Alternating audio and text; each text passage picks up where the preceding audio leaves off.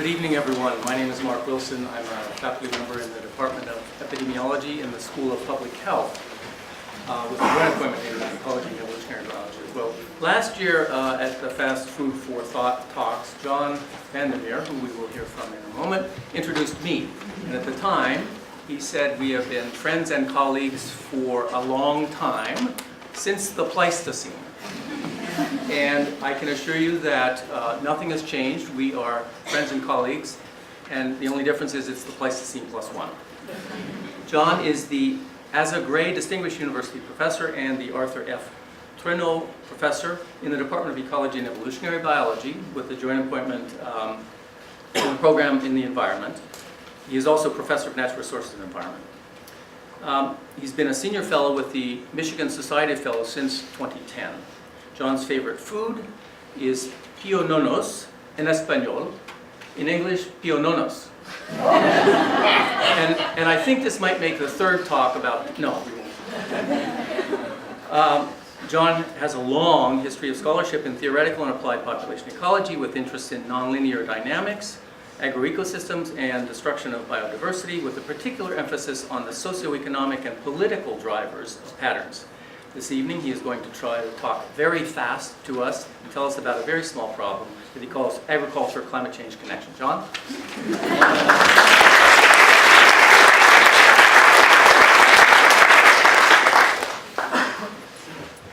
Okay, so don't start timing yet. Ready? Go. Among the predicted changes that climate scientists have emphasized, more severe floods and wildfires are among the most disturbing. It is worth noting that trees do have and potentially will have in the future a certain mitigating effect on these two factors. It goes without saying the trees are also made of carbon, and the more of them we have, the more CO2 that is not in the atmosphere. Here is an agricultural system that is perhaps 1,000 years old. It is called the Dehesa system and occurs in this wide area of Spain and Portugal. Many animals graze in the partial shade of the trees, many of them oak trees. These pigs eat a lot of acorns, and pigs that eat acorns make great ham. At least that is what the free market has told us. The point is that agroforestry systems such as this store an enormous amount of carbon in the plant tissue above the ground, to say nothing of what is in the soil below. Last year this study came out in Scientific Reports. It is an international assessment of the actual and potential role of agroforestry in the global carbon budget. It notes that 43% of all agricultural land is under some form of agroforestry already, providing subsistence to more than 900 million people. Quantitatively, they report that there is already 45.3 petagrams of carbon in agroecosystems, 75% of which is in trees. And of course, much more could be stored there if we modernize our agricultural systems. And by modernizing, I do not mean this kind of primitive command and control attitude towards nature. Rather, I mean to promote systems like this. This is a photo of the coffee farm I've been doing research on in Mexico for the past 15 years. It is not only coffee, but as you can see, a large number of shade trees. So, I argue, the problem is CO2, the solution is agroforestry, at least partially. But is this pie in the sky? What would encourage farms to take up an agroforestry attitude? Well, we don't have to speculate. There are thousands of examples like this coffee farm in Puerto Rico. It is filled with trees, indeed looks like a forest. But, you ask, does it produce much coffee? No, it does not. But it is what we call a multifunctional farm. It produces coffee, plátano, bananas, ñame, malanga, yautía, apio, cassava, sweet potatoes, orange, grapefruit, bitter orange, mango, pigs, chicken, goat, sheep, cows, guinea fowl, rabbits, and trees. When you walk through this farm, it is very much like walking through a pristine montane tropical forest, a visit to a national park perhaps. It is indeed beautiful.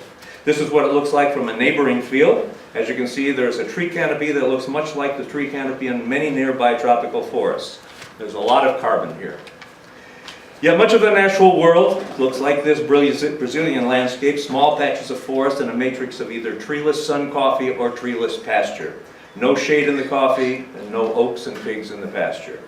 In contrast, here's an aerial view of the landscape where we work in Mexico. In this image, there are two patches of old-growth forest but you cannot tell where they are unless you go down and walk through them. Indeed, the area in between them is covered with trees also. It is mainly shade coffee, and it is made of carbon. Here is what the forest looks like from the inside, and here is an adjacent site within a coffee farm. Lots of carbon, lots of trees in both places. And here's the primitive idea of a sun coffee farm for comparison. You can almost directly see the loss of carbon. This is the present, where conservationists have been given a small, tiny piece of paradise, which ironically is buried in a sea of biological desert and extreme carbon deficit. But it does not need to be that way. Here's a successful settlement of the rural social movement, MST, where hundreds of families have formed highly diverse and productive agroforestry systems on what had been unproductive cattle pastures, a product of radical political activity at the grassroots level. We could also have agroforests in those areas that have already been converted to old-fashioned and inefficient monocultural and carbon-deficient agriculture. It could be like this. With more food produced, more people employed, better local and regional economy, more biodiversity preserved, more carbon sequestered, and less profits for corrupt agribusiness interests. CO2 hovered around 280 parts per million for centuries before the Industrial Revolution. Then it began climbing. By the mid-1980s, it had reached 350. Climatologists told us that we had better stabilize at that point, that if we go beyond 350, the planet would be in dire straits and we would see major storms, wildfires, floods, and climate refugees. And here's where we are today, and increasing. First, of course, we have to stop the increase. But second of all, we have to take CO2 out of the environment and get it back to the safe zone. We most certainly cannot get back to where we were before the Industrial Revolution, but we must get back to the safe zone. Of course, we need to stop the carnage. No more fossil fuels or industrial agriculture, that goes without saying, but we also must go back to 350, and we likely cannot get there without modern agroforestry. So, as I said before, the solution is agroforestry, at least partially. The problem is, as everyone knows but is afraid to say out loud, the cycle of dependency of the capitalist system. Thank you.